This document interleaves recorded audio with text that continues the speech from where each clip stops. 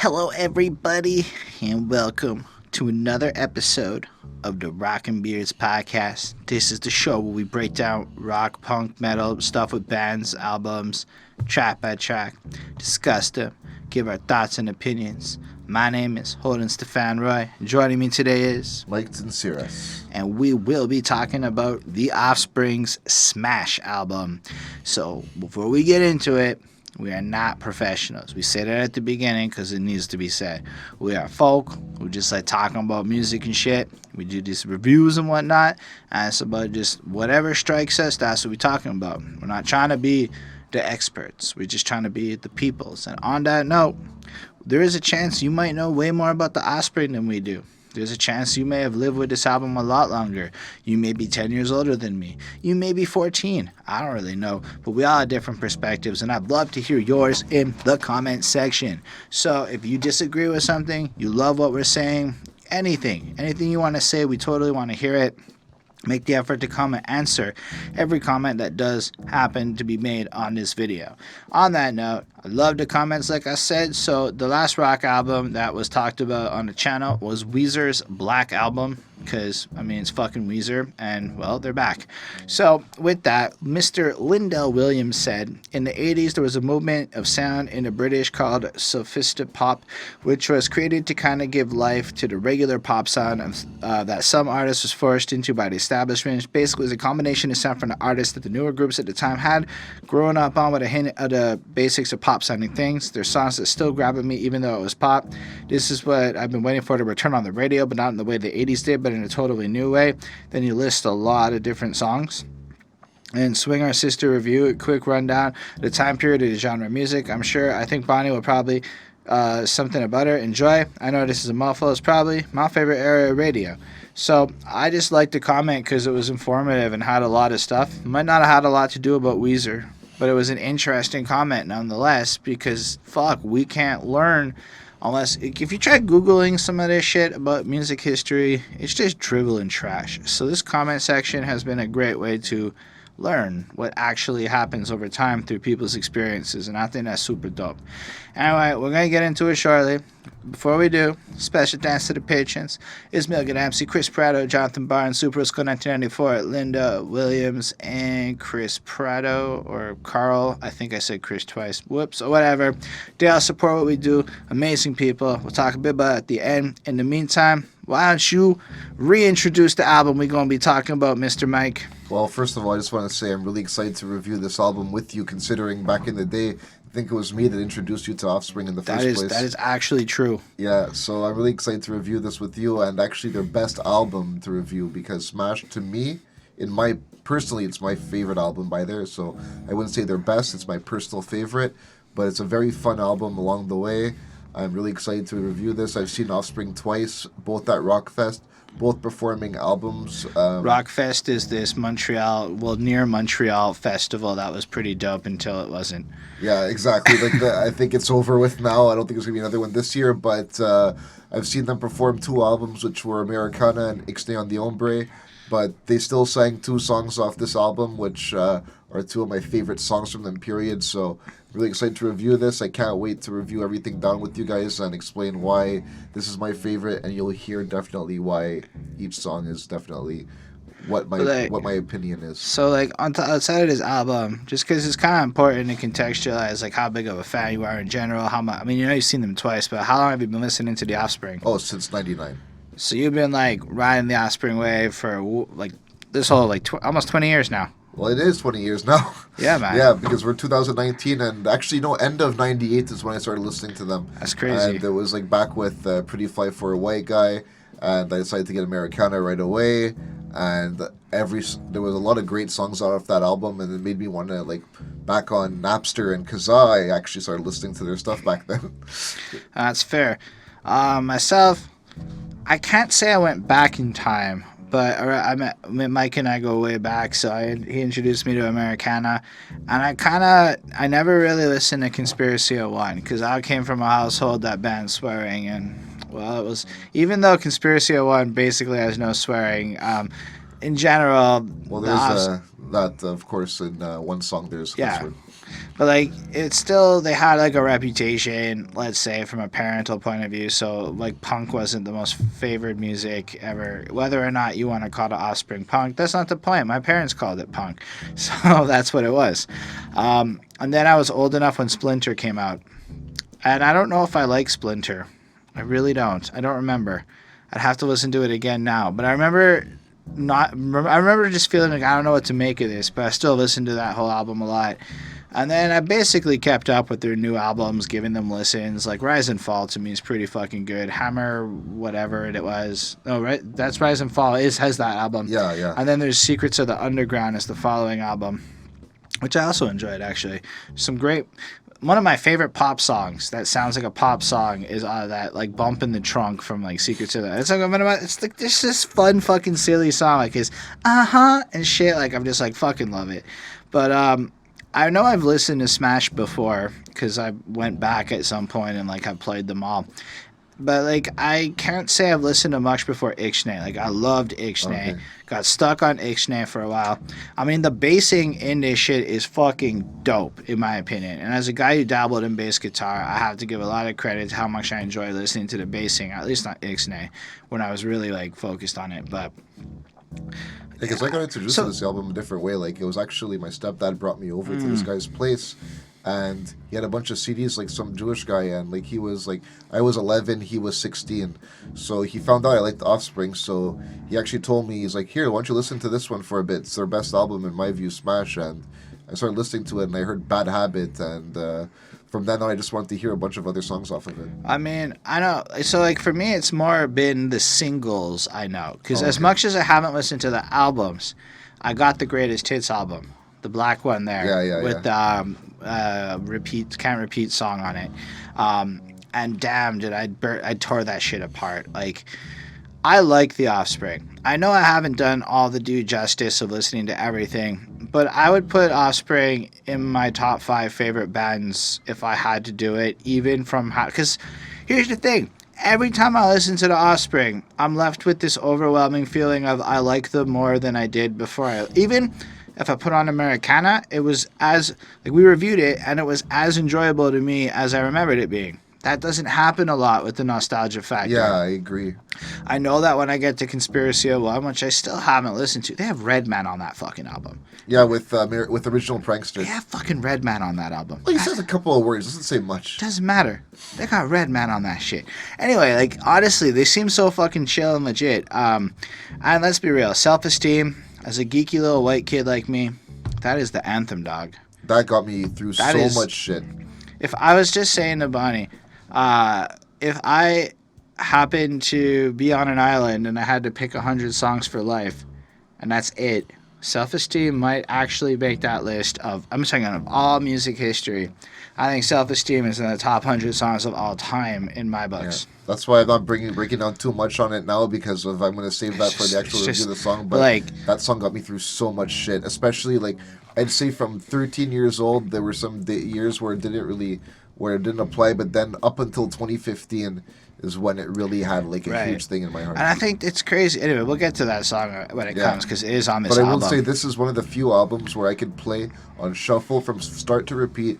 I don't need to skip a single song. So yeah, I don't know. I guess I'm excited because so often I'm reviewing rap music that I've never heard before. So going to, I guess, Offspring, who at least I'm familiar with the band, and for me this is like, for the most part, hearing a bunch of new songs that all the Offspring fans seem to say is the best. Anyway, we'll get into that in a second. But the cover and the title, Smash, it just sounds like you're gonna smash some shit. I don't know what it meant back then, but it sounds abrasive. It sounds like someone's going to get fucked up, you know? I'd say also smash in regards to mosh pit it. Maybe. Their show's just a smash around the pit. And I've been in several pits before, and their shows, actually, I have to say, from when I saw Americana, back when they did their opening song, They're Falling, the pit was throughout the entire crowd. There was no place to just stay still, so... Fair enough. And then you have this yellow cover with this X-ray ass shit going on here. And you know what I can tell you? It's maybe like not a pleasing design and like you're looking at it and you're going, this is the nicest shit ever. But who forgot that cover? No, everyone remembers this fucking cover because it's the yellow skeleton-y thing. In the CD buying age, that's going to attract you because you're going to walk by it, you're going to be like, what the hell's that?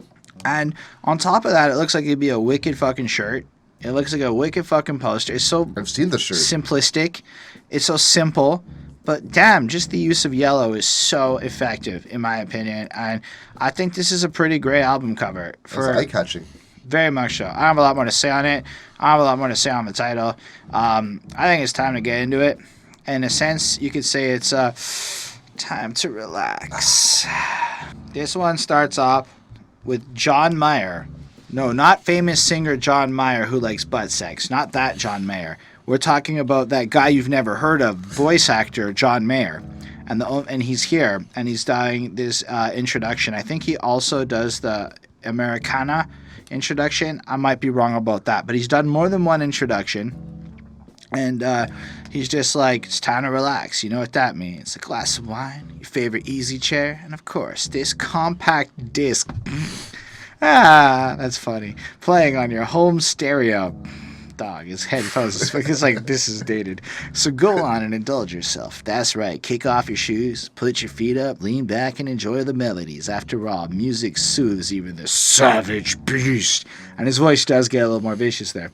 And yeah, and I think it's an interesting juxtaposition because it's loungy, it's soft, it's like, and you know it's gonna be a little hectic. You know it's gonna be a little smashing, we could say. And it's just the opposite of that. So I think it's a little comedic in a sense, but also like to maybe even frame, like if we want to go a little meta with it and adding maybe some new definitions to the idea of what this could be. I look at it like people often don't see punk and aggressive music as relaxing, right? But I do. Like you put on some easy listening and I find it obnoxious and it's not fun. You put on some Offspring and I feel like I can kick back and relax to that shit. So I think the fact that they're right. This is actually the kind of thing. This album would calm me down if I was having a bad mood. It would make my day better, as an example. So I think there's an irony to this introduction, but it's also a weirdly valid statement because that's kind of what you're supposed to do with an album and shit and treat it like this cool experience.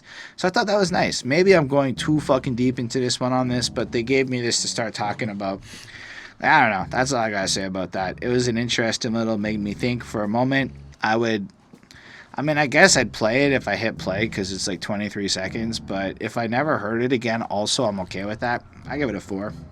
Yeah, well, I just say pretty much it's just giving you an opposite interpretation of the album for the basic person. But in the end, you've seen several movies and stuff where you just see punk fans sitting down on their bed with the headphones on. And they're not just jumping around. They're just going, listening to the music. So in the end, it is true.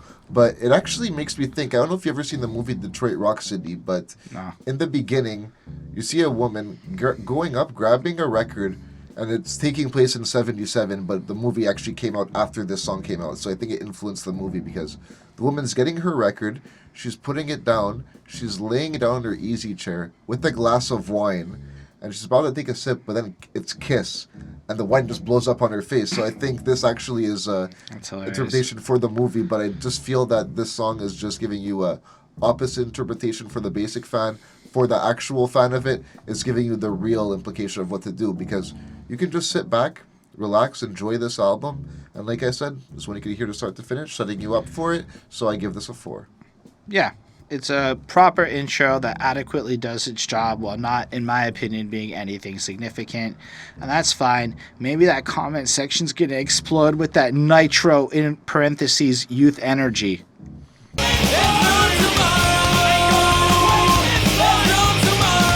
Mike, how do you feel about Nitro Youth Energy? I feel this is a good song to start off the album, just to let you know the pace of it, because this sounds like a lot of the Offspring style songs. This is giving you just a style to let you know how they are, letting you know it's a little more punkish, and I think it's actually setting the tone of the album, what you have to look forward to. I think that's what this track was made for. The title, I just feel like pretty much goes with like the chorus and everything, pretty much just explaining that pretty much. All right. First of all, the drums is ridiculous. It comes in with a fast. I can't do it properly, but it's really fast, constant, like punky ass drumming, and I really like it. And then the guitars kick in, and then Dexter Holland, the only guy whose name I know, and then there's Noodles, The guitarist, yeah. so I do know Noodles too. Our generation sees the world not the same as before. We might as well just throw it all and live like there's no tomorrow. And I heard that and I said, no wonder the planet's fucked. I know it sounds crazy, but I heard that and I'm like, because they're, in my opinion, and I'm not shitting on the Offspring for influencing this. I'm saying the Offspring is playing that role of kind of observing here, right? They're looking around, and you got to keep in mind, like, we are the kids as these guys are the young adults. So they're kind of commenting on how everything's so vapid. And now I know those 45-year-olds, and they still act like this, right? They still act like there's no fucking point in trying. There's no accountability and fuck it all. So seeing him almost trying to be the voice of the generation by accurately kind of describing some shit that was infectious and we've now seen the manifestation of for 20 fucking years, it's super interesting to me personally. Almost 30 years now, I guess, through 20, whatever. But that's just such an interesting point. And then there's no tomorrow. There's no tomorrow. Are we going to waste this life with that almost YOLO mentality, that you only live once shit? That's why I was mentioning, like, the title goes with the chorus because of like, his authority with the no tomorrow thing. So, like, Nitro, go fast, fucking live fast, and almost redefining it in that sense, die young, youth energy, you know? And it's like, why? But, like, when you look at it from the second verse, it adds more of a context. We're the ones who are living under the gun every day. I mean, it's still kind of happening, you know? You might be gone before you know, so live like there's no tomorrow. Now, if you picture some of the stories, like, you know, you have Kanye West telling everyone in Chicago they were told they're not even going to make it past 25. Like, why are you maybe going to live with consideration of the next day? It almost makes sense to take advantage of your life as it is. So you look at it, and then he gets to that bridge, hey, believe it, the official view of the world has changed, live fast, because if you don't take it, you'll never make it.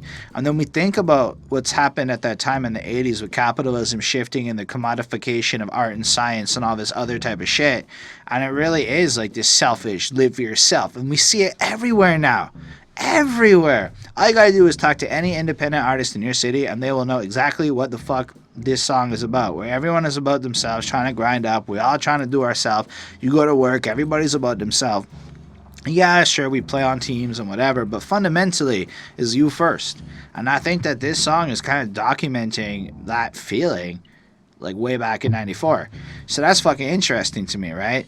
So if you understand me and if you feel the same, then you will know what Nitro means. You'll live like there's no tomorrow. There's no tomorrow. Like, it's just the idea that, like, you know, everything's fucked. And then you have all these kids now who are, like, looking at this and honestly re-inheriting this same feeling because it's still kind of the same thing. I think that's what makes it kind of amazing from a lyrical perspective, is how almost it applies to 2019 the same way it applied to 94. And in a sense, that makes this kind of fucking 25 years timeless. That's incredible to me. There's nothing in this, while the intro is dated, there's nothing in this song that's dated. It still captures that same energy of like almost today and now, with an incredible guitar licks, great singing, that, like, overall, it's dope, man. To me, this song is flawless. It's a 5. I think it's fucking perfect. I say it's a 4.5 because of, like I said, like, at one point I was just listening to the song, and when I started hearing There's No Tomorrow, it made me want to get more into the actual lyrics of the song, and we want to pay more attention to it. So I just give it a 4.5. That's fair. The next one is Bad Habit. No crap, 'cause the slightest thing and I just might snap. I don't know if the song's a metaphor or not, but this really does sound to me like the guy is dealing with road rage and wants to cap motherfuckers for pissing him off on the road, so he's got a bad habit. I mean, I feel like that's maybe the more literal interpretation of this song, but when I'm in my car, don't give me no crap because the slightest thing and I just might snap, that sounds like road rage. Like, literally. I mean, maybe it's not. Maybe it's more about just being an addict or having bad habits in general and anger issues or something, but damn, that's fun. What are you thinking? All I have to say is Automatic 5. I mean, I love this fucking song. This song is just amazing in my view. I mean, I definitely feel the same views as you for Road Rage. I mean, I feel that's definitely the storyline of the song because it's his bad habit, but I just feel this song is like, I don't know, but when I hear this song, I'm visualing three circle pits in the crowd. Even though I've never heard this song live, I'm just visualing three circle pits in the crowd and people singing along the words because this song is pure, like, punk in regards to like anti everything. Like we're gonna go fucking swear. Like this song probably is the one Offspring song with the most swearing, I think. And Really? I think I don't know if it swears. Like, like I'm just hey, looking at like the dumb lyrics. shit, goddamn motherfucker. Oh, he does. He has those, like, yeah, okay, in the Yeah. bridgey parts. Yeah, exactly. Like that's what I mean. Like even in the opening lines, there's a few cuss words. Like and That's fair. yeah, I find like this one is pretty much just a song to play to have fun to listen to, like to let your mind explore the actual scenario, but at the same time just let loose and have fun and like do what you're supposed to do if you're at a show, do what you're supposed to do if you're just listening to it. Just take this song the way that you want to and just enjoy it because I just say this is one of the funnest Offspring songs I've ever heard. Yeah, I mean, like, it comes in kind of slow with the guitar and it kind of builds out for a second and then it just picks up and gets fucking fast and kicks in and, like, fucking unloads. And, like, lyrically, it's not overly profound, man. It's just, like, here's a story about a guy who has this bad habit of getting mad in traffic and shooting motherfuckers. And it's not, like, over the top. It's just kind of like you said, fun, vapid. Just like this fucking I'm gonna have a good time type song. I guess I got a bad habit of blowing away. I got a bad habit and it ain't going away. And it's so vague and shit, right? And it's so preposterous, right? Because it's like about a guy shooting shit. Apparently, according to Noodles, parents were still like mad, like, oh my gosh, you're gonna influence my child to pull a gun out and shoot people on the road. Because, like, you know, parents are fucking stupid when it comes down to, like, their kids having judgment. Noodles is like, well, if you did your job right, parenting, then perhaps your kid would know the difference between right and wrong and wouldn't pull a gun out because of my song. You know, anyway. But, like I said, take it the way you want to. but that's what I think is interesting, is that it's written in a kind of universal way. It takes such an extreme example of a bad habit, something that is so preposterous that nobody has, that it allows you to replace it with your actual bad habits and the actual things that might be you. Because while the verses are all over, the chorus is super vague, and it can be about anything from drugs to violence to whatever it is that you Biting do. your nails even. I do bite my nails. Yeah, I'm 31 years me old too. and I bite my nails. I like it. I'm not going to stop. But on the same time, he brings to light a serious problem in society known as road rage. My dad used to fucking scream at motherfuckers on the road. And it's like, yo, I understand that driving is a stressful experience. I've got a license. I've driven. But man, road rage is fucked up, man. People are so impatient and shit. Like, come on, guys. We're in cars. Let's just be chill. Listen to some... People need to listen to more fucking punk-ass shit in the fucking car. Then they wouldn't be so mad. They'd be venting out that energy, singing along to driving around, shooting people instead of It would cussing mellow out. you out. Like that's what I feel like when I was like hearing the song. Like instead of making me feel angry about it, maybe just feeling listening to the song is like, okay, Yeah. my energy that was going towards anger is just going into this song. Exactly. And then when you, like, fucking done, you're like, God damn! You know, I know that didn't sound anything like it. I know. But, like, you get into it, you're fucking headbanging and shit. Yeah. And when you're done, you've expended energy and you're just a little bit more tired and a little bit more calm. Especially if you're a little bit old and you don't do that shit as much anymore. Anyway, I like this song a lot. It's not my favorite on this album. It does have a great fucking energy. I actually wrote, I like the energy on this a lot. Fun. That was my... I don't write a lot of notes. But, yo, just like the fast drums, the crazy feel to it, everything about it, like, it's a good time song. And I give it a 4.5 on 5 because it's a fucking good time. Yeah, I'm sticking with my 5. It's actually one of my favorite Offspring songs ever. So I guess we'll just keep it moving. That's fine. They might be going, fuck these guys. X, I gotta get away.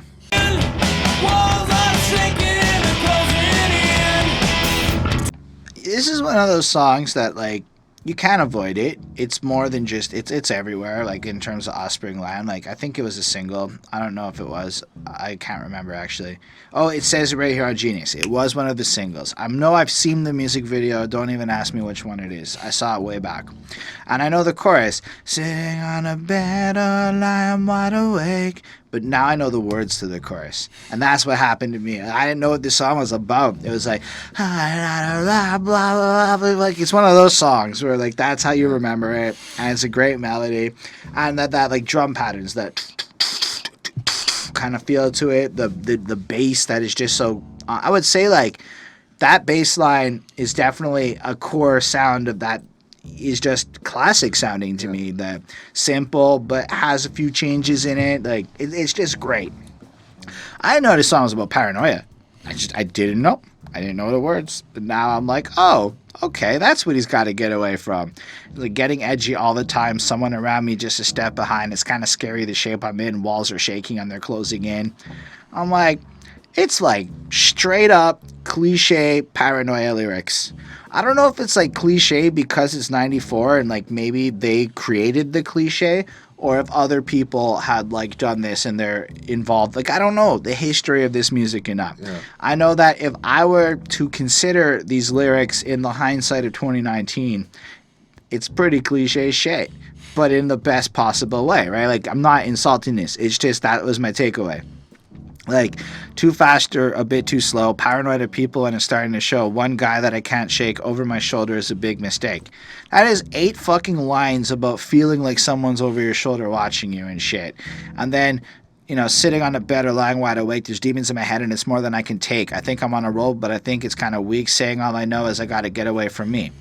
And as much as I'm calling it cliche, it's also kind of really relatable. If you've ever had any kind of anxiety or you ever have some trouble dealing with it, man, there are days where I'm in the fucking bus or whatever and I'm like, got my hood fucking on like this, fucking hiding from people and shit. And I'm like, yo, don't even look at me and stuff. And like, I kind of really related to it. And I'm like, it's not over the top. It's not like profoundly poetic, but it's really relatable shit with really catchy melodies and a really like fun overall construction of the song. And I was like, damn, Offspring, you spit real truth. And that's what I gotta say about Dexter. It's like you can tell that these are honest lyrics, right? Like these are not, he's not pandering. I know I said it's cliche, but I don't feel like it's pandery cliche. It's just, unfortunately, he's hitting it so on the nail that it comes off cliche because he's really just writing about that feeling of, like, you can't escape it, of something chasing you or following you around, and you hate your friends because it's like you fucking want to hide from the world and, you know, all of this shit. And you, like, it's just your shadow creeping on the ground, following you and whatnot. I think it's fucking cool. I think the chorus is great. I think overall it's a really fun, enjoyable, not like fun in the same kind of way as the last one, but fun in the sense that, I mean, I think punk music is fun. Like it just is really fun to listen to for me. But it's got some power and meaning to the lyrics while also being excellently delivered and just overall a great song. So I'm giving this one another 4.5 on 5. Yeah, I'm going to give this the same 4.5 on 5, but I take it a different way. I find it's fun, but I find this one's just to mellow you down a bit from the last track. Just to, like, not just, like, just to change the pace for a bit. And I find it's a really good song, and I find that this is one of those songs that if you hear live, it's one of those ones that you could definitely hear a lot of people singing along to. And I find it's, like, just one of those songs just to, like, you know, sing with, and like just like you'll definitely, if you hear this song like when you're walking around and you know it, you'll probably be like mouthing it off if you have your headphones on and stuff. And I feel this is a really good song. It's I find it's a lot like pretty much a style of, it's just a punk song, I find, in a way. And I don't mean just a punk song. I just find like it's a punk song and it's just trying to be on the tone of what punk is in that era.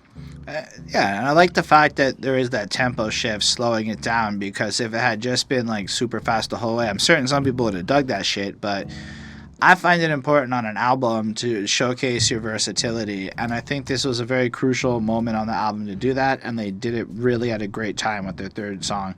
Also, there is a habit at this time where your third song is a single. And you'll, because like the intro doesn't count, but you'll notice it a lot of the times. Your third song is a single. So anyway, just something food for thought. Yeah. Anything more on this one? Well, like you said, in regards to like how it was, it's a song that's needed on an album, pretty much. Yeah. Because it's one that's you do need to change the pace and slow it down for a bit, and I find that they chose a great song to use that for. But then I do feel, and this might be an ironic sentence, but they picked that shit right up with the Genocide.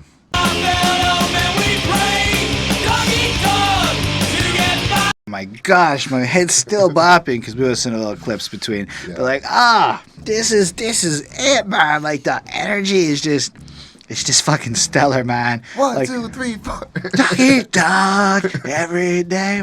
And like, if we talk about like the message of this song, it's honestly like this capitalistic, selfish pursuit that has plagued our society, which we've already touched on, even just discussing this project, which honestly is more prevalent today ever than it's been. Like, this problem got worse that he's describing, not better. And it's like that. I have to say it. It's really like incredible to see how apt. When you like look at '94 and you come across an album that's maybe describing like 2019 societal problems, is, I guess, to me, an incredible thing. Maybe not a positively incredible thing, but it's an incredible thing that so much of this was just like the prevalent issues that our parents, who are now being a bunch of fucking assholes, cared about. Fucking hypocrites. Anyway, what do you think about this one? I feel the song is a fun political song. It's a song that you could pretty much jam to, but it's still getting on the political punk terms as well of what's going on. As you're saying, problem getting worse. It's becoming more of a dog-eat-dog world and stuff.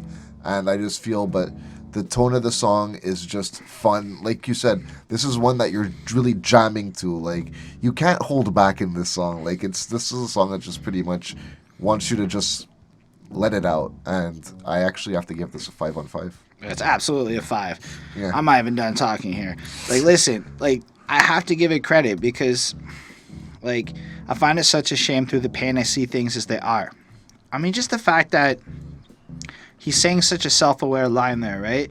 Like, so many of us today hide from the pain and reality. We pretend that the world is not a fucked up and dark place. And the more you are honest with yourself about the state of the world, it's painful. And there's so many fucking crazy shits that happen almost daily that we numb ourselves and we don't embrace it. But if you learn how to see through the pain, you can start to understand things as they are. So just to see, like, look, in light of the fact that everything's terrible, dog eat dog, every day on our fellow man we pray, dog eat dog to get by, hope you like my genocide. This idea that a selfish, compulsive, me-first attitude is almost like a genocide of our culture and society is not, like, it's incredible. And then in light of that, to still spit truth, I mean, that's the most hip-hop shit you can do, no?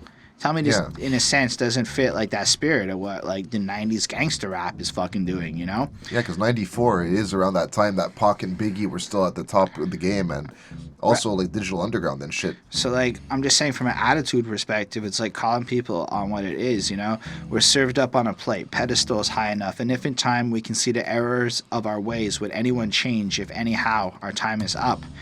And, well, Dexter, I know you're alive, and you may never watch this, but people didn't really change, dog. They just didn't. And it's not the youth. The youth are actually trying to change, but it turns out that the people that was buying your records and shit decided to be more like their parents than inspire, like, the change you were hoping for, dog. So Conforming. But, like, yo, check it. Us younger dudes, like, we heard your message, so maybe the real youth who just all skip school in masses for climate change and shit, maybe they are inspired and your impact is dope.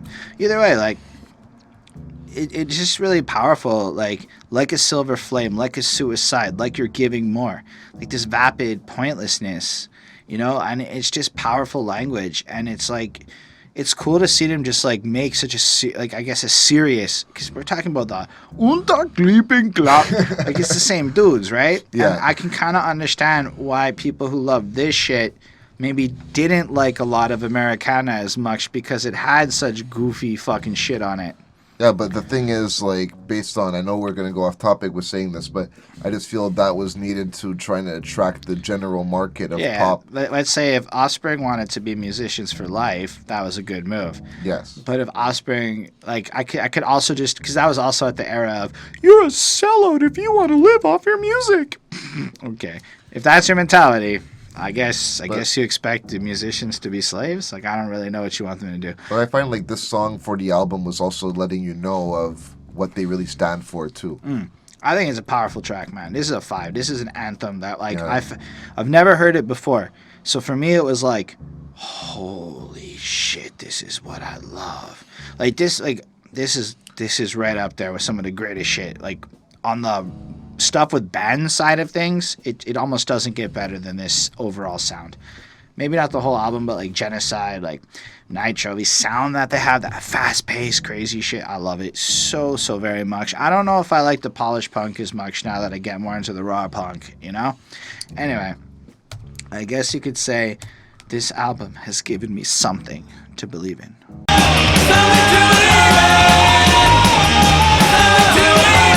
I feel like this track is exploring the moral decay of society and the truth and real shit in this pursuit of the disillusioned fantasy life that many people like to live in, where like there's the truth and then there's the shit we ignore to play video games and stuff, right?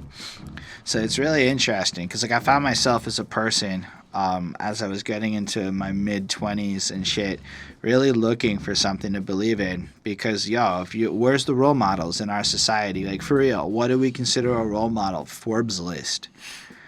Say what you will. Maybe if you're into just making money as your be-all, end-all, Forbes list is a good sense of role models. But, like, where's the actual role models? Like, the people who are just trying to be, like, dope-ass motherfuckers. I know they're out there. Even little Jaden Smith recently deserves some role model love. Because he's fixing Flint, Michigan's water.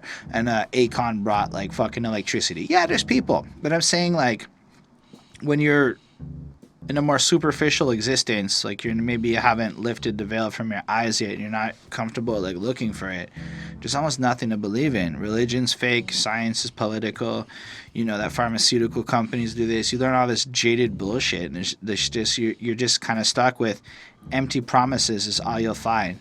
So give me something to believe in. And I don't know, man, this song, I feel like, again, it captures an essence of an emotion that I think so many fucking people deal with, right? And I mean, it's got that punk sound. It's got like the Offspring Offspring sound. but this, I don't know how else to like. It's to me like a slightly less good version of some of the better fast punky songs. It's not quite. Of Offspring or punk in general? Of Offspring. Like this album. Like it's not quite as good as Genocide. Like it's just not. But it's also really close to being as good as Genocide. Oh, 100% agree with you. Like, what this song makes me think about because of... You ever played the video game Crazy Taxi? Mm-hmm. Doesn't this song give you a feel of, like, of that game? I guess. I never thought about it. Yeah, because every time I hear this song, I think about I'm playing that game for some reason. Even though it wasn't the album that they were using in the game, but it was actually Inkstay that they used in the game. But the thing was, I feel that this song was, like, it makes me think about that game. Like that pace and everything, but I do agree with you as in it's not as good as the other like quick punk ones, but it's one that I think the place of it is there for a reason. Also, considering the next two. Yeah, but it's also like the message is so powerful. Like, don't get me wrong, I gave this song a 4.6. I really love this. Like, if I'm comparing this to other music, it's excellent. I'm saying within the realms of this album, I don't know how to describe it. It's just slightly less good. But it's so close to it. But even, like, look at that bridge. Yeah, like, he's not saying it's a bad song in any way. He's just saying it's not as good, considering how good the whole album is and the other songs are. Because, like, I think that, honestly, in general, this is, in a biased way, one of my favorite sounds music can produce. But, like, when you think about the bridge, though, and again, consider the prophetic nature of what he's saying here. Where they lead, you will follow. Well, I guess that's just the way it goes. And if you look away, you'll be doing what they say. So if you kind of go and do your job and settle for mediocrity and you play Fortnite all the time, you don't give a fuck about life, you're fitting into that. But if you go to the other angle, and if you look alive, you'll be singled out and tried, and if you take home anything, let it be your will to think. The more cynical you become, the better off you'll be. So it's almost like by becoming jaded and cynical, and because if you try to like live proper, you're going to be ostracized and then turned into this jaded, cynical person where you don't even try anymore because it's not even worth it. And if you look at our life, it's exactly what happens to people who try to step out of the mold and be individuals. They're almost like ostracized and shit. So I think this song is brilliant conceptually. It's fucking great to listen to. It's another 4.6. It fits this album perfectly. Like, it's right there in the great sweet spot. Yeah, I'm gonna have to give this one 4.5, but I just feel it was giving the message of give me something to believe in, like, especially considering all the fans at that point of the age group, I'd say was 16 or something in 94, or maybe even younger as well. But it was also giving you to look forward, like, yeah, give me something to believe in at that point. And I just feel it's a very good song, and I just find it was placed there considering the next two ones that are coming up. Yeah, and the next one is one of those mega hits. Come Out and Play. Gotta keep them separated.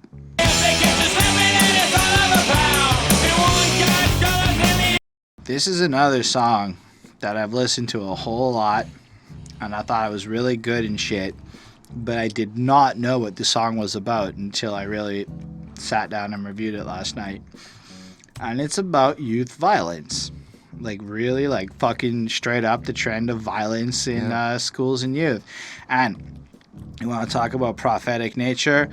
World Star! That shit didn't go away either. Like the latest fashion, like a spreading disease. World Star! And I mean, it sounds ludicrous when I say it like that, but am I wrong? No, you're absolutely right with that. But also, I just feel like it's true, like, pretty much, and especially that line, tie your own rope. I guess. Oh, yeah, because your never-ending death of violence and hate is going to tie your own rope, tie your own rope, tie your own rope. And that's if you pursue down that lifestyle and that path, you're likely going to die or go to jail or have any of the other things. Due to your own actions. Because, like, I don't know if it's commenting on gangs per se. I mean that, hey man, you talking back to me, take them out, you gotta keep them separated. That shit's obviously about keeping gang people separated and whatever. Hey man, you disrespecting me, take them out, you gotta keep them separated. That's some violent fucking shit. If you're under 18, you won't be doing any time. Hey, come out and play, which is a line of the Warriors movie. And so it's like, yo, these minors realize they can get away with some shit while they're minors and it's all good in the hood and shit. Man, and you know, like, it's the kids are strapping on their way to the classroom, getting weapons with the greatest ease. The gangs stake out their own campus local, and if they catch you slipping, then it's all over, pal. If one guy's colors and the others don't mix, they're gonna bash it up, bash it up, bash it up. So, I mean, I guess this is just him seeing this gang shit really start to explode, because I think he's from that area. And well, California. Yeah, so like he's probably seen this like just on the other side of it. Maybe I don't know where he comes from. I actually don't. California is a huge state. Like, I just don't know exactly like his social. I know he was in university at a certain point. I think around when this album came out. I could be wrong. Or maybe I don't have any fucking idea what his history is like. I just know he went to university, and but so I guess he's seeing all the gang shit, and this is like his response, like this doesn't go anywhere. By the time you hear the siren, it's already too late. One goes to the morgue and the other's to jail. One guy's wasted and the other's a waste. It's like fucking powerful shit though. Yeah. It sounds so silly, right? The like you don't realize it. It's like some pumped up kicks level of like juxtaposition, because that song is just like, dude, it's so fun and you want to just dance to it and shit. But really, it's like an anti-violent anthem on like one of the more fun, sillier sounding songs on the album. Whereas you have something that like Genocide, where you're like expecting this kind of deep messaging. No, Offspring kept it real here. They knew that they could get their point across with this sound by talking about it. This was actually, I find, pop beat type of Offspring with real lyrics. Yeah. And that's why like I enjoyed it for both lyrically and for fun, because I had a good time listening to this. By the way, I'm going to rate this automatic 5 on 5 because it's a 5. It's a 5. Yeah, it's one of my favorite Offspring songs as well. Like every time I go to a show, if it's an album show, I know they're going to say playing the song at the end, and I always have an awesome time hearing it. no matter if it's live or, but still, the lyrically, like you said, like, one thing I always, like, wonder is, like, I could see a fighter for, like, a UFC or something coming out with this song and looking at the other guy saying, hey, come out and play. And, like, I just feel like, and like you said, Warriors, a movie I absolutely love, and it's really like a song about fighting and pretty much anti-violence, considering what the message is, but they go into detail with pretty much, like I said, especially the whole thing about death in the second verse with the tie your own rope part and due to your own actions. And I feel it's just trying to tell people, hey, don't, like, yeah, you won't be doing any time, but pretty much what could happen in the end. I mean, on the whole other end of the spectrum, it's hella critical with no fucking understanding of the hood. yeah. Just on the other end of the spectrum, it's totally in good A white boy talking about gang shit. It's a little bit what it is, but I don't feel like it's the worst in, like, you know, like in that conversation point of it. Yeah. It was just kind of like it clicked. Like this kind of is what it is. I'm like, I've listened to a lot of rap music now. I think I've reviewed well over 250 rap albums. So my understanding of the hood has changed a little bit. And hearing this, it's like, it's I guess a cautionary tale. Don't do it to be cool. Don't do it because it's fun. So I imagine that to the crowd that's doing it to be cool, it's a more relevant tale. But it almost comes off like, oh, gang violence is terrible and a little bit lacking But maybe he's understanding. saying keep them separated and just keep the gang separated to not have any violence. But I think that's, again, I think that might be a little more satirical, though. Again, I don't think this is an ignorant song. I think it's just, it can come off that way if you think about it in a top-level way, because that you got to keep them separated and shit. It's like kind of how people were approaching the problem. Like, nobody wanted to deal with the root issues. It's like, the Reds and the Blues don't like each other, keep them separated. That'll avoid any conflict. No, I know, but I'm just saying the words itself could be taken differently. As in, we've known that from music from over the years, from hearing several different people and several different reactions to it. But I just feel this is a song that wants to get the point across in regards to it's good music that anyone can listen to and jam onto, whereas most people aren't paying attention to the lyrics, which is why I say it's a poppy song. But No, you're right. But I think and then they trick you into hearing the message because of that. Whereas the next song is a little more blunt because... straight to the point. Oh, fuck. It's Self-Esteem. I mean, it doesn't even need an introduction.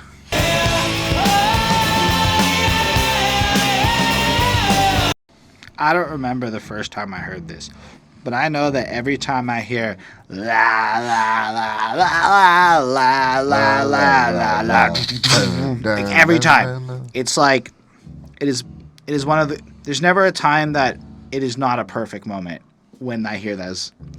It's one of those songs where you can't skip it once it starts. No. It's too amazing. No. It's just. Like I said at the very beginning of this podcast, this might be one of the top 100 songs of all time to me. It perfectly encapsulates being a loser with a girlfriend that takes advantage of you. But hey, bro, I'm getting laid. Right? Like that's the song in a nutshell. Yeah. But like, let's talk, man, before we get into it, why is there random Evel Knievel cuts in the music video? Like, I don't know if you've seen the music video, but it's as bad as early 90s rap videos for the grimy shit, but like the punk side, and then Evel Knievel and explosions instead of, well, explosions. Like, it's just fucking, the video is not my favorite. No, the video was pointless to the song, especially to the message of it. It was just whatever. But like, I mean, the lyrics are pretty straightforward, and it's not really like, it's not so much what the lyrics are, it's about how he's singing this shit. Like, I wrote her off for the 10th time a day. Like, he feels defeated. You can feel the loser in him singing it. Like, he's had moments where he's felt exactly like this. And then, I know she's playing with me, but that's okay because I've got no self-esteem. Especially the line when she sings, all that she wants only me, then I wonder why she sleeps with my friends. And then, like, but then there's the chorus. And let's be real, this is a surprisingly incredible chorus. Without any words. Because, like, y'all know what it is. Oh, hey, yeah. Oh, yeah. I mean, I'm saying it like that. It's trash. But, like, the fact that they can just be like, hey, yeah, and make a chorus out of that, that is really impressive to me, actually. That's amazing. And you know what? I believe they are the band that popularized that kind of chorus in like pop music and what came from pop punk later on. And I don't think there's a song that does it better than Self-Esteem, man. Or like, you know, the little bridge there where she's saying when she wants to let me wonder why she sleeps with my friends, and then she's saying I'm like a disease. I wonder how much more I can spend. You know. And one line that I took a lot throughout my entire life was, the more you suffer, the more it shows you really care. Right? Yeah, ha, ha. Yeah. But, like, it's just the idea. I guess I should stick up for myself. I really think it's better this way. I've been that boyfriend. I've been that guy, especially when it's like you've been on a very cold streak for a very long time, and any girl gives you attention, you're like, yes, mistress, whatever you want as you abuse me. And I'm really being melodramatic here. No, but I'm actually going to tell us a quick story about this. There was actually a girl I liked back in like 2014, and she actually slept with my friend, one of my good friends. So this song really made me think about it. And I was actually, instead of just trying to pursue it, I was just trying to wait it out and trying to go for it, but never actually went for it. So the thing was, I was always my friends were saying, yo, just go for it and stick up for yourself. But I really thought it was better this way. And I always thought the more you suffer, the more it shows you really care. That case did not break it down, but this song was always a song I'd go to in that point of my life. And I'm not going to lie, when I heard this song at Rockfest live for the first time, it's what the Offspring closed off to. I literally was pretty much holding back tears when I was screaming out this song. Because its song is so emotional, so strong. Automatic fucking 5.5. I would, if I could rate it higher, I would. But it's 5 on 5, man. It's just honestly, an amazing song. I feel like for me, this is the equivalent of watching The Notebook. This song, like it just hits me, and like, and as far as like I may be dumb, but I'm not a dweeb. I might be stupid, but at least I'm getting laid. I'm just a sucker with no self-esteem. Self-esteem battles has been my whole life. Only in the last couple of years have I felt like I have actual confidence like everyone says you're supposed to have. Now everyone thinks I'm an asshole. But what he's saying when I really think it's better this way, he's just saying, hey, I'm getting laid and I'm enjoying it. At least I get this. You know? Exactly. Like it's like this or my hand. But then you reach a point, well, at least for me, I reached a point where I grew past that kind of self-worth, where like there was a real point where in my 20s I was convinced that my self-worth was directly correlated to the sex I was having and if I could get laid or not. Then I grew out of that and now I have confidence, but for a long time, man, what I looked like, all of this shit, I had no self-esteem. And so this song, it's like, I think anybody that's gone through self-esteem issues, how can you not hear this song and fucking relate to it? Plus it's just so unapologetically what it is, the do-do-do-do-do, do-do-do-do-do-do-do-do-do, or when she said that she wants only me, and I wonder why she sleeps with my friends. And then you just gotta go like you gotta do it. It's just the rules of self-esteem. This song is a fire. It's brilliant. Yeah, but also the last verse, just when he's saying, late at night, she knocks on my door, she's drunk again and looking to score. I know I should say no, but it's kind of hard when she's ready to go. Good double entendre. It's kind of hard. I actually never realized that until this very moment. So it's kind of hard. I always took it the other. It's kind of hard. Oh shit. Yeah, that's what I mean. Like, and she's ready to go. So that's why he's saying he may be dumb, but not a dweeb because he's still getting it. He's just a sucker with no self-esteem. And like you said, anyone who's actually had self-esteem issues, this song is pretty much just like, story of my life, break it down for you. And if you've overcome it, this is a good song to just realize, like, look at where you are now considering where you were back then. And the song's amazing because it doesn't ever get bad. And that's why they always seem to, every time I've seen them, whether it's on TV or live in person, they always seem to close off with this. Like, is this the biggest Offspring song? I mean, I guess so if it's their closer. But do you guys feel like this is their biggest one? For me, Pretty Fly maybe as well. Pretty Fly is pop. It's a different kind of big. If you're talking about like an Offspring style song, this is. I mean, I don't know anybody. The people who don't like punk music like this song, the rap kids like this song. Who the fuck doesn't like Self-Esteem? Anyway, let's move on, because otherwise they'll be sitting there going, "Fuck, they've been talking." Just before we go off any further, I could just say there's words. We can't describe this song with enough words. There's just too much to say about it. That's why we have to move on. That's fine. Otherwise, it'll be a long time. Hold the world Dexter, this one's for you. You said, when will the world listen to reason? You have a feeling it will be a long time. When will the truth come into season, as in become fashionable to be honest and shit? You had a feeling it'll be a long time. I really don't think you expected it to be this long of a time. But it hasn't happened yet. We're still waiting. I'm with you. It still will be a long time the way things are going. But yeah, very political in a sense, where all this time has withered away like so many days in one. Back and forth, the leaders sway, backing it up with guns. I mean, yeah, shit's happening now. Even if it's not happening in your neighborhood, depending on your neighborhood, it could kind of be like that. You want to go protest? Watch how the police show up with guns. Superpowers flex their wings, hold the world on puppet strings. I mean, that shit hasn't changed. It's only getting worse because the superpower spectrum is changing. Egos will feed while citizens bleed. That's always the way it goes. Unfortunately, there's a lot of unfortunate truth in that sentiment, so that's real. I mean, like, I don't think it's a surprise to anybody that rich people and politicians play with our lives and literally would let us die if it would suit their end goals. That's not a surprise. I guess the surprising part is that with all the information on the internet and all of the ability to learn more, we still don't have the truth coming into season, and the world is still not listening to reason. And you know that just by, I mean, look at fucking American politics these days. Just look at the shenanigans you hear about. Look at the sensationalist drivel everyone's talking about.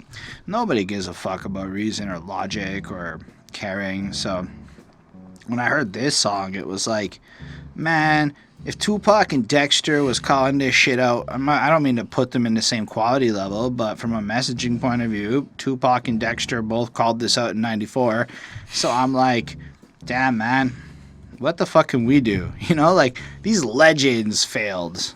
What the fuck can we do? I mean, maybe we can, because these legends paved the way. I'm not trying to imply that it's pointless.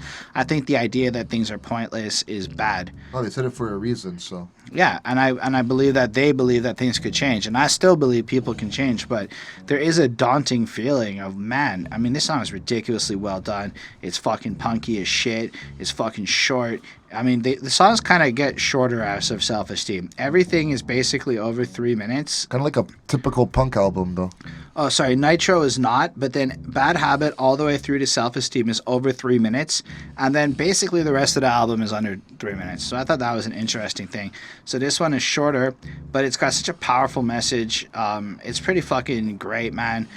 I really, like, I'm enthralled by it. I hear it, and I'm just motivated, and I feel really strong. I mean, unfortunately for it just came after two fucking perfect bangers. So it got a 4.5 on 5. It's not a perfect banger by comparison, but it is an amazing song. And honestly, the consistency on Smash delivering amazing songs on versatile topics while not being cheesy little adolescents is fucking incredible. So 4.5 on 5.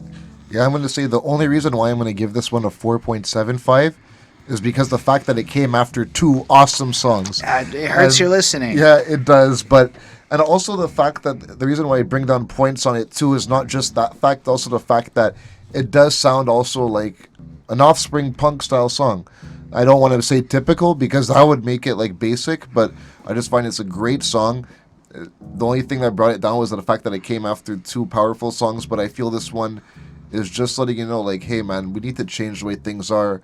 And it's funny how you were saying back, like, how everything's easily accessible if you want to read about it, but back then it wasn't as easy. Right. And now it's easy to get it, but people still aren't doing it. So it's like changes are... Like, it's like how Tupac was saying he sees no changes. Dexter was actually saying the same thing in a different way, different tone, towards a different audience. But the message was still there. I think that's what it was. The punk people was trying to attract one audience. The rap people was trying to attract the other audience with it. I personally see so many similarities between the origins of those two movements. And it would be so cool to see more rappers making punk things. That's just my opinions. Yeah, but this one I just feel like the message, everything was good about it. It had a good message to it. It had a good tone to it. Like Holden and I keep saying, the only knock on this song is the fact that it came after two fucking bangers. That's it. All right, so the next one is actually a cover, and it's called Killboy Powerhead.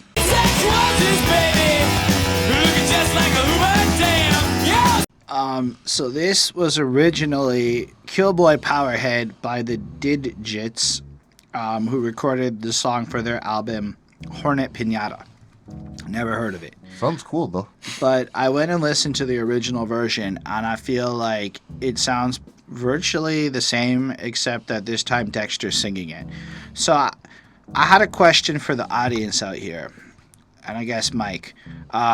When a cover is done, do you think it should have a twist to make it different, or do you like covers that basically adhere to the original song so, like, it feels so identically almost? Well, let me answer your question on that way, and I'm a huge fan of covers, so I actually say that I prefer when covers take their own twist to it. Like, for example, Real Big Fish, they did Take On Me, they did that song, and they made it a ska song. And that's what I found I liked a lot about it.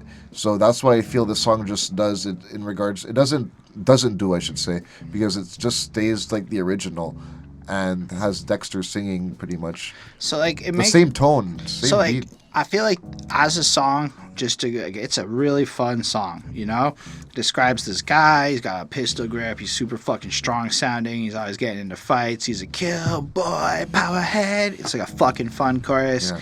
Really get all pumped up to it. You know, his woman, she's all fucking cool, and she's also super strong and shit. And then the first verse plays again, and it's like there's not a lot to it, but fuck, it sounds like a great time live to watch anybody perform this song. So I think it's really cool, but like I had to say, like, I don't know if doing punk covers like that is like a thing you do. Like, I just don't know.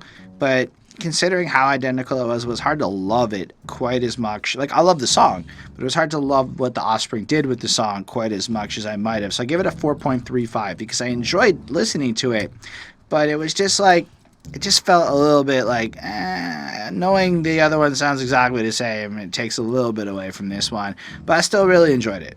Yeah, I give it 4.25, and the reason why I'm bringing it down is because of, you know, it's just not original, and they just pretty much just made the same song. So that's the only knock I have on it, but it's still a great song. All right, well, the next one is definitely them, and it is called What Happened to You. All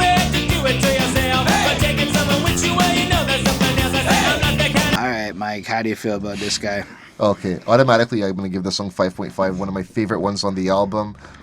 Just the way the way I find this song is like a ska song in a way too, and like just the way they're like having that little beat in, like when you're singing the actual verse, switch to the chorus, and then the way he's like, "What in the world happened to you?"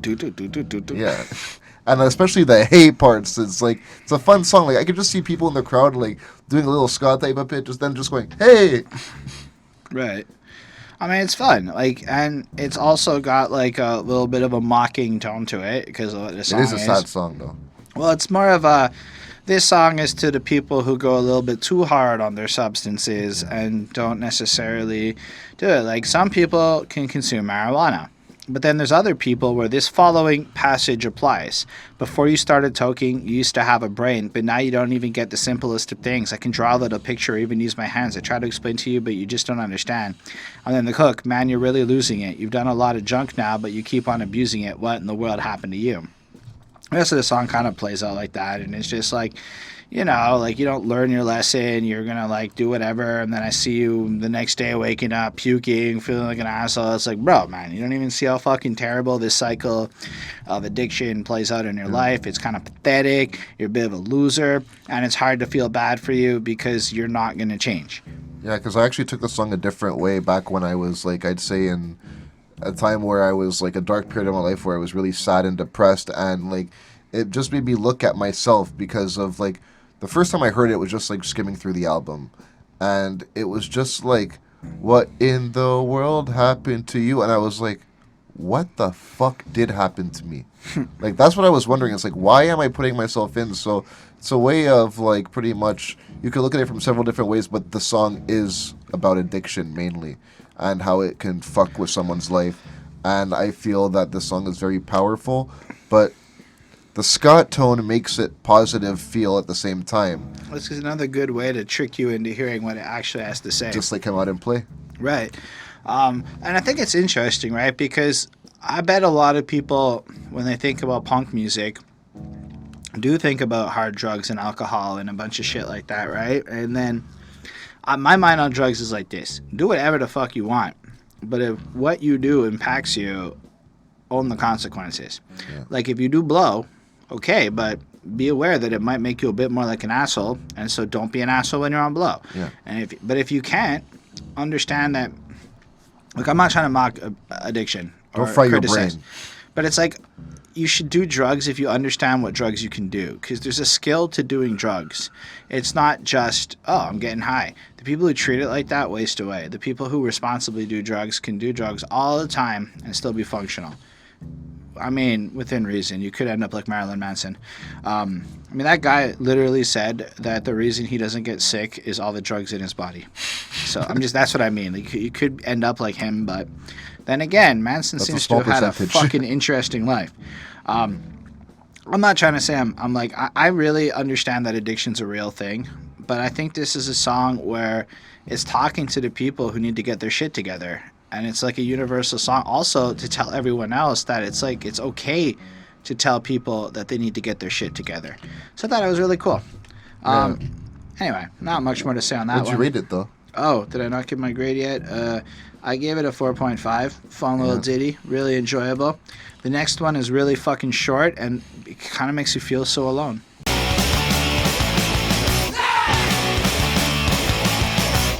It's kind of a shame we didn't have a chance to do Americana together, considering the history of that album between us. Yeah. No, but I know it was done before, so yeah. Yeah. It's done. Yeah. Unfortunately, that's how life. But at least we got to works out. review my favorite one, so Yeah, it's good. yeah. For me, it's just like I want to review the entire world's catalog of music. I just can't do it in my life. Yeah. Definitely. This might be the punketiest punk on this fucking album. I mean, if you're talking about the short, sweet, come and hit hard, knock you the fuck out with a song and bounce out in like a minute and 20, that's this shit right here. And I think it was important for them to put that shit right here to appease all of the super punk fans and go, hey, look, we can do it too for those of you calling us sellouts. And that's what I took from like the decision to make this song. But let me be clear, it's fucking dope. It is a really good song. Look at the crowd and tell me whether all are surrounded but none are together. If you're awake, look around at all of the people. Still you're so alone, you know? And then in the second verse, if I could make a suggestion without sounding preachy or begging the question, melt with your minds, melt with each other. Don't be surrounded. Don't be so alone. So the whole song and its little bittiness is when don't allow yourself to just become another face lost in a crowd of people. Don't be so like divisive like that. Like, understand everyone else out there. If you connect with them and you kind of meet them and you can bond together and you don't have to be so alone. At least that's what I took from it. I thought it was really fucking short, sweet, powerful. It's fast as fuck, aggressive as fuck. Comes in, but again, manages to like say something really powerful in like the song. Like, I know you might feel anxious even if you're surrounded by a lot of people, but just as a thought, try connecting with other people. You know, you don't have to be so alone. I thought it was sweet, so I gave it a 4.75. I don't have much more to say on it. I'd say this song made me think about one thing, and that's Van's Warped Tour. I feel this is a song that appeases that type of crowd. And I feel that this is a good live song for the pace and what it is in regards to punk. Like, I can see a big mosh pit just with people in the circle going off in this song as a punk crowd would. And that's why I like punk so much, because you could be in the biggest punk mosh pit, and if you fall down, people will stop and pick you up. Even if, okay, so fun fact, I did go to the Vans Warped Tour 06. Oh, wow. In the Parc Jean Drapeau in Montreal, and it has this big sandy area in front of the stages. So I had a ring on that the girl at the time I was dating had given me. It was like her ring, and I was being cute and wearing it. And it fell off in the middle of Rise Against. And I kept trying to drop to the ground to like pick up the ring from the sand because I could see it still, and people kept picking me up. And I'm like, as much as I love how amazing this crowd is, I need that ring. I got the ring back. Oh, Life was good. At least a story. But it took had up, 3 fucking tries before the crowd like recognized I was trying to pick something up. Yeah. Or like when we actually just saw ICP at the same show, and that crowd, my glasses fell off, and I had a similar experience trying to get my glasses. People just don't let you fall in the pit. It's because they don't want you to get hurt, and that's a good thing about those crowds, because of like most people have the implication of if you fall, you're dead. Yeah. But it's so not that situation. And then I love how this song just ends with kill, fuck off, hate, die. Hey, punk. That's what it was, but I'm going to have to give this song, I'd say, 4.25. Actually, 4.5, because I'm a punk fan. This is a punk song. This is a fun song. It's good. All right, couple more left on the album, and the next one is not the one that's the last one.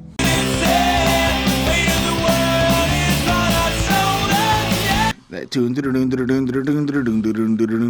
even know if I'm doing the right rhythm there, but fuck, that's so good. The drums are so good. The fucking everything about that sound is so fucking good. This is a proper fucking sounding song the whole way through. Fast-paced, aggressive, almost 3 minutes long. Not quite. Didn't break the 3-minute marker. But, yo, it's a cool one, right?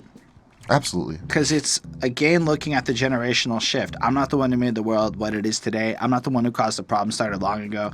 But now I deal with all the consequences, the troubles of our time. I carry on and never once have ever even questioned why. And that's interesting, right? Because in a pre-internet world, that's probably a lot more true than it is today.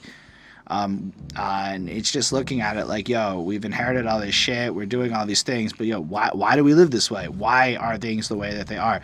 Everyone loves saying, it's the way that it is. But, like, why? Why are things the way that they are, you know? And then that chorus, yeah, I'm innocent, but the weight of the world is on my shoulders. Yeah, I'm innocent. The battle started or far from over. And I think it's kind of looking at it like, are you really innocent if, like, all of this shit's happening and you're just complacently letting things go on, but you're not actively getting involved, you're not learning, you're not doing your shit, you know? We're not the ones who leave the homeless in the streets at night. We're not the ones who kept minorities and women's down. Still, we grow, and then the problems, they become our own. We carry on without even realizing why. That's fascinating, right? I think he just described white privilege. Unintentionally. Yeah, but I think he recognized what it was. Oh, he did. Yeah. And, like, he understood that, like, you have a choice here. You can either be involved and try to make change, or you're a passive participant who just lets everything go on like that. So I thought that was really fucking cool. Then you got that little outro who questions if the descendants will inherit our mistakes and they'll suffer just the same as we and never wonder why. And you were wrong on this one, Dexter. Your prophecy broke. The internet changed the fucking game. The kids just skip school for climate change to shame politicians, dog. They are not accepting it because, well, it's pretty fucking... If we keep accepting it, we die. And that's what they're seeing. So, like, on the bright side, on this one song, your prophecy is a little bit less what it was. Because people highly underestimate the young kids. Not the 19, 20-year-olds. I'm talking like the 15-year-olds. Like, the ones that are just tired of that shit, man. Because we make a lot of preconceptions on the youth based on university kids. That's not the youth. Those are adults. We should treat them like adults and stop calling them kids. Nah, the kids are fucking dope. That's what I'm trying to say. Yeah, but this is a good song, though, I feel. But like you said, I feel that he was wrong about this, and that's a good thing in a way that there has been positive change in the world. And so you can say it, you can take it positive, but it can be taken different ways. But I'd say in regards to the fact that there was a change that was made, in a way, it is a good thing because it's showing that things can be going not the same way always, and you do need change. But this is a good song. I feel I'm gonna give it a 4.25. I'm giving it a 4.5. Like, as far as the sound goes, it's right out there. Like, this will never come on, and I'm gonna feel like this song's bad. Every time this song comes on, I'll be like, all right. But that's pretty much every song on the album, I feel. Honestly, I'm going to get there, but yeah, most of the songs on this album are giving me a feeling of like, yeah, I could live with this and not listen to other music because Smash is that good. It's that good of an album. Like, it's that good. I mean, to me, I'm not saying there aren't better acts. I'm not saying there aren't more talented people. I'm saying this shit is the right balance of pop and punk to make like a really raw fucking sound. Yeah, I feel that this album in general can appease to a multiple type of audience. It can grab different genres of people, and that's a great thing about it. Even though we haven't finished going over this great album, there's still more. There's still that song where we have to talk about not being a trendy asshole, so why don't we smash that shit? I'm not a trendy asshole, don't give a fuck if it's good enough. damn, this song has some fucking power to it. I mean, let's just jump to that chorus. I'm not a trendy asshole. I do what I want. I do what I feel like. I'm not a trendy asshole. I don't give a fuck if it's good enough for you, because I'm alive. I didn't know it, but that's a good way to describe my life. Now, I don't really like wearing a lot of name brand shits because I find it makes you trendy. I don't like wearing fancy shit because I find it makes you trendy. I don't even like cutting my hair because I find it makes you trendy. I'm using fashion examples a lot, but like I look around and I see a lot of trendy assholes who judge me because I'm not trendy enough. So for me, it's like, okay, those people are trendy assholes. But when I hear this song, it's like I try to live my life like this, you know? I try to be me. Just do me. Yeah. And if you don't like it, well, a lot of people don't like me these days. That's fine. But I'm alive. And I'm living a life that I can sleep at night living. And to me, that's fucking important, you know? And I think it's so cool. Like, head over heels, I fit in before. Now I don't want to do it no more. I just want to be who I want to be. Guess that's hard for others to see. And I tried it, man. I've tried to do the conformity thing. I've tried to play ball. I've tried to be that person, work, or whoever wants you to be. It's just, I can't do it. But other people do it. So they find it hard to accept that not everyone can do it proper. Overall, I mean, this song's what it is. It's basically a non-conformity anthem that was sang out by a lot of people in a large enough number that it's kind of ironic to probably have 10,000 people screaming out, "I'm not a trendy asshole" in unison.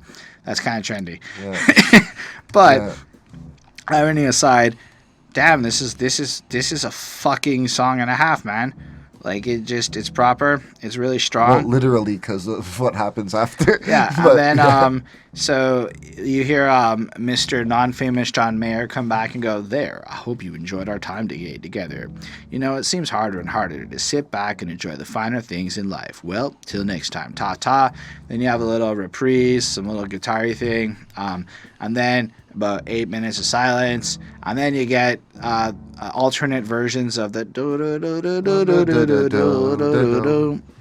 Yeah. And comes out, and you get the good old-fashioned silent for a while. So I let it play the first time, because that was whatever. I didn't have a lot going on in that moment. I was reviewing, so I wanted to know the experience of sitting there listening to the silence, and then it's long enough that even though you know something's coming, you just forget. And then it kicks in, and you're like, "Oh yeah, that's like every." That's what I was waiting for. But you like forget that you're waiting for it, even though you are actively waiting for it.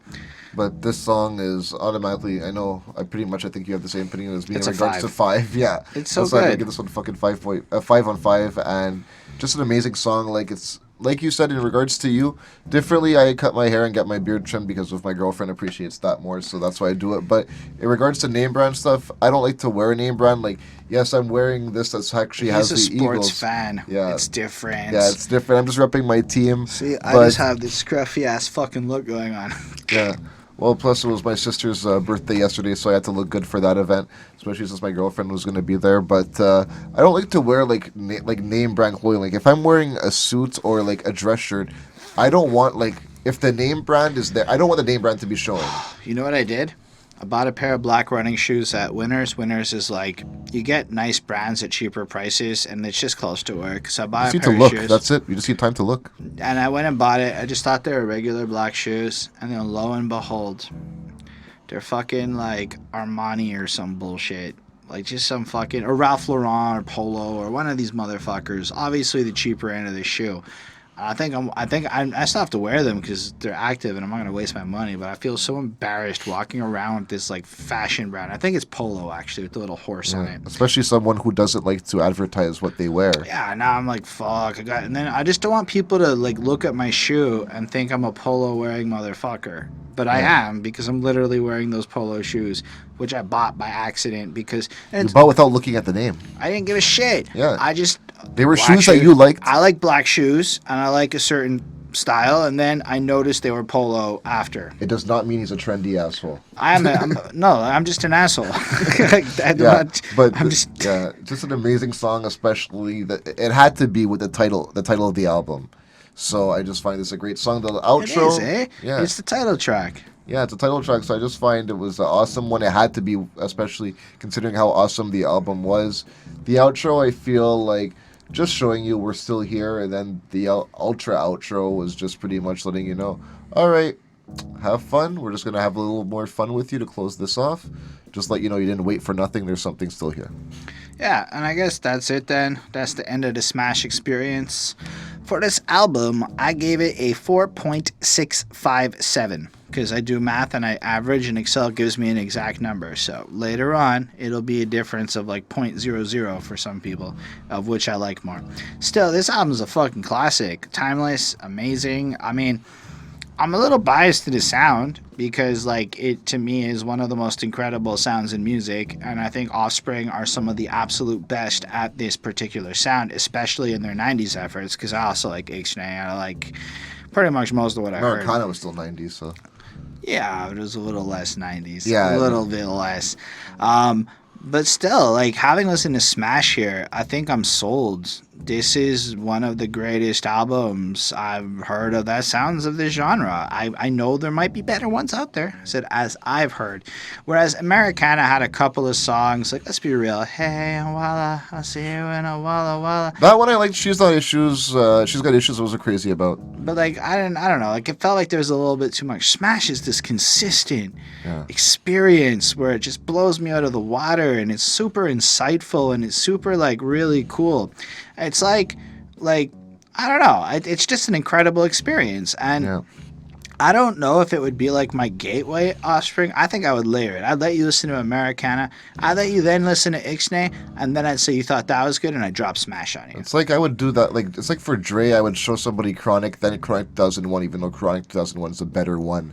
But in my view, but I'm going to say in regards to this, I'm going to do a different mathematics term. In regards to how much I appreciate this album, I'm giving it 5 on 5.